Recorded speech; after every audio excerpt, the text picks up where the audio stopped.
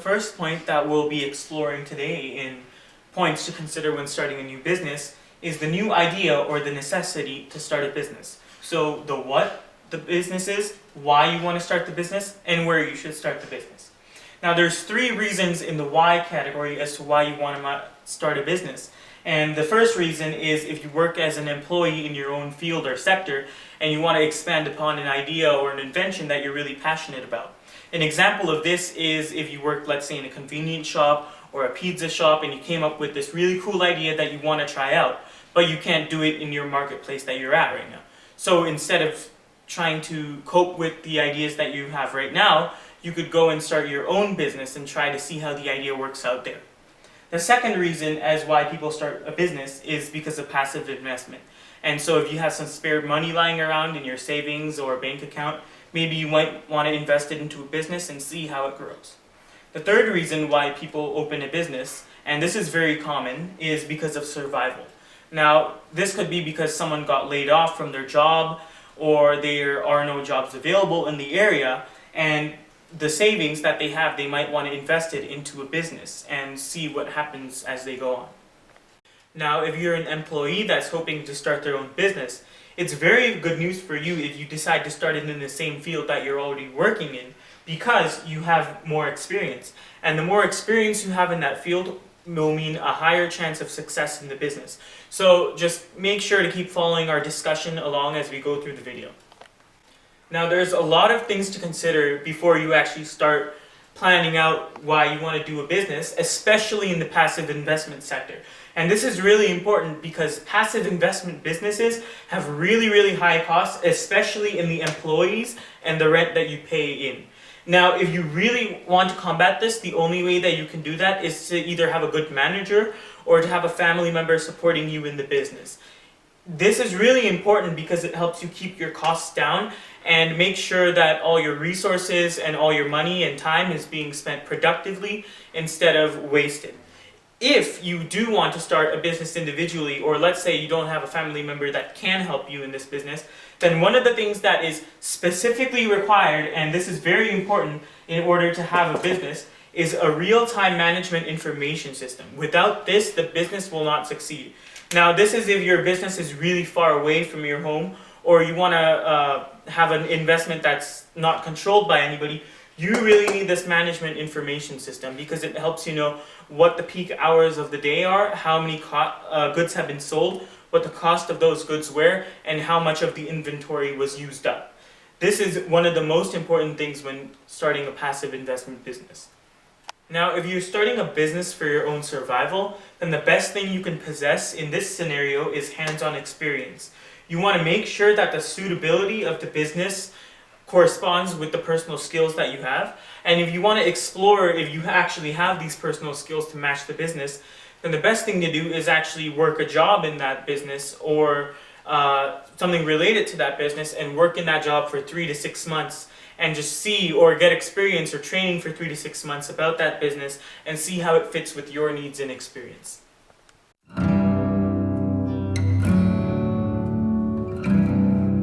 The second point that we're going to discuss when starting a new business in Canada is the availability of skill set and market for services in your area. Now, these types of skills can mainly be divided up into two categories, and those are the specialities such as the foods or the services, or retail businesses.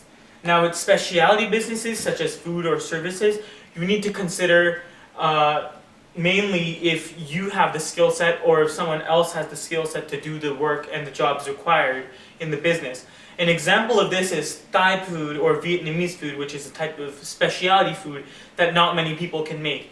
If you cannot find a chef in your area or around your area that can make the actual food, then you'll keep on overworking yourselves to the point where you cannot keep up with the customer demand for that type of food. So you need to make sure that you can find someone to make it, or you have very good skills to make it yourself. For a retail business, you need to have a very good management system in how you manage all your resources in your business, such as when to order your supplies. So let's say there's a festival like Halloween or Christmas, you need to make sure that you order the supplies for those festivals 6 months in advance because the dates are so tight around those times.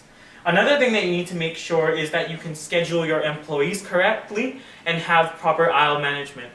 If there's a new product that's out in town, or if there's a new service that you're selling, then you need to make sure that those services and products are the most visible to the customer right in front of them. The last thing that you need to make sure that you have is a proper inventory and wastage management system. So you need to make sure that you have good enough inventory. You make sure that some of the things that expire, you only order some of it instead of ordering a whole bunch of it. You only order what you'll actually sell instead of ordering a bunch of stuff that will stay in stock and get expired or dirty. And wastage, you need to make sure you can have the least minimal amount of wastage without spending any more money. Before implementing your business model into an area, make sure you ask yourself the question, does the market for my product or service exist? One of the biggest things that you need to make sure is that there aren't any big competitors around or surrounding your area. An example of a business that failed to see this point is a small pharmacy that opened up in Northwest Calgary, but it was surrounded by many other big pharmacies that it could not compete with. Plus, it was established in an area that had a very stagnant population. Ultimately, this meant it could not attract any new customers and it had to fail in the end. After you look at that, make sure you look at the demographics in the area, because there might be some areas that have more or less of the ethnicity or age range that you're trying to serve. You can actually receive these demographics by looking at your city or town's official website, and they provide the demographics for free. Now, if you don't look at these demographics, it can lead to a failure in your business. Such as, an example is opening a chiropractor shop in an area that's very new. That will not work because there's a lot of new folk that are young and energetic that are moving into the area. But if you open the chiropractor in an area that's well established and has been around for a long time, you know there's going to be many senior citizens living in that area and have the need for that service. One of the most important things that people need to consider when starting a new business is that business is both an art and a science. Now, how is business an art? The first thing that you need to consider is that communication is key and the ability to gather information from the customer.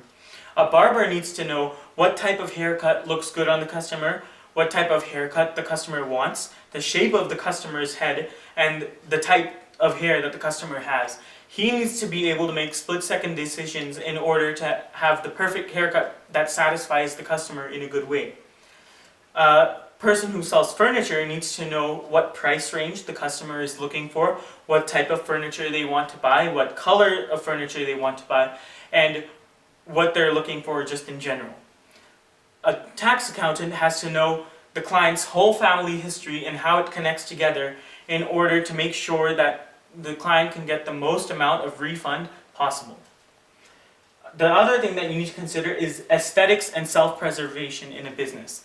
You need to make sure that you look good and present yourself in a good way to the customer, that the workplace that the customer comes into looks good and has a good vibe and mood to it, so that the customer does not get scared away from your business. The third thing that you also need to consider is customer satisfaction. Is your customer satisfied with the services you are giving? If not, then you need to find a way to improve upon your own lifestyle. Now, how is business a science? One of the biggest things that you need to have is the ability to identify the trends and cycles of businesses, such as holidays, festivals, and real-world events.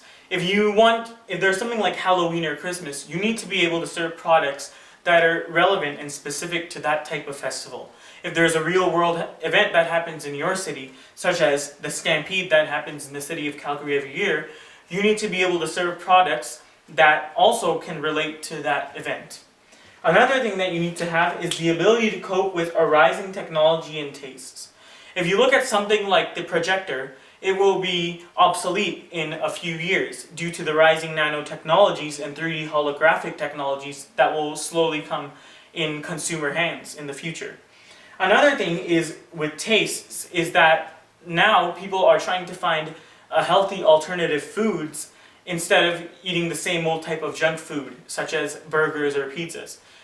This is especially prevalent if you look at something like vegan food or the addition of vitamins and minerals in many of the new foods that come in restaurants, because people are starting to now realize that they want to go for the healthier alternative.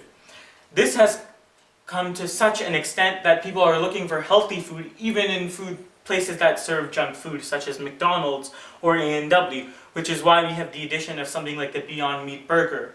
But that product might not also last for a few years because we don't actually know what goes on in the production of those types of products. If those products turn out to have some types of harmful chemicals in them, then those products will eventually start to fail as well. So you need to consider how much research you have into those types of fields. The third thing that you need to consider is changing demographics in your area. If there's a high immigration rate that's happening in your area, then you need to be able to come up with a product that serves both the original population of the community and the arising immigrant population that comes into the community. If you can manage all three of these things at once, then it's guaranteed that your business will soar.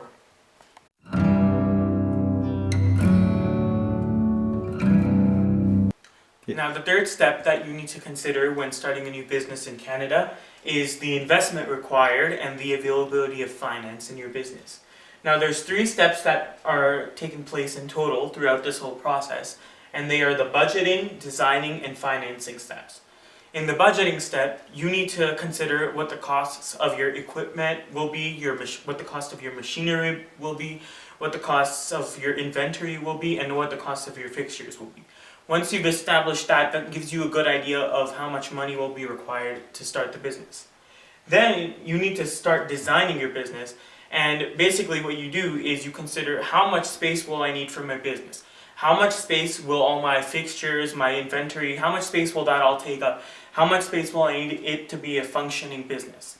Now, once you're done that, you have to get to the financing phase. How will you fund your business that you're about to start?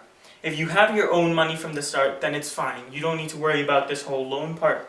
But if you don't, then you can get equity on your house in order to fund your business. And this is really cheap option. This is a really nice option because the interest rate on this equity is only 3 to 4%, while on an actual bank term loan, the interest rate is 9%. And I'll explain what this equity rate is and how you can obtain it. Now, how do you obtain a line of credit on the equity of your house? The way you can calculate this is that the bank will give you a line of credit depending on 80% of the value of your house, so 80% of value of house minus the current existing mortgage that you have in place.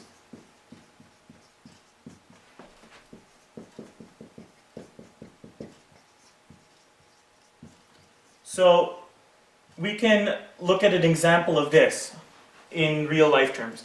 So let's say your house is worth $500,000 in the market right now. So $500,000. 80% of that value would be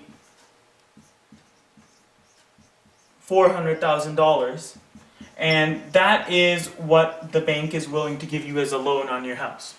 Now, let's say the mortgage that you have right now is actually worth $300,000. So that's the mortgage that you took from the bank to pay back on the house. So $400,000, that's 80% of your house's value, minus your current mortgage, which is $300,000, and that gives you a total of $100,000. That means the bank is willing to give you $100,000 in order to start your new business. And this is basically what your line of credit is. Now, you may be asking yourself, what if I don't have equity to show to the bank? Then the best thing you can do is go to the BDC, which is the Business Development Bank of Canada, and they will provide you with up to $350,000 to small businesses in order to fund their business. Now, the main important thing you need in order to get this credit is you need a business plan, and we'll be exploring that next.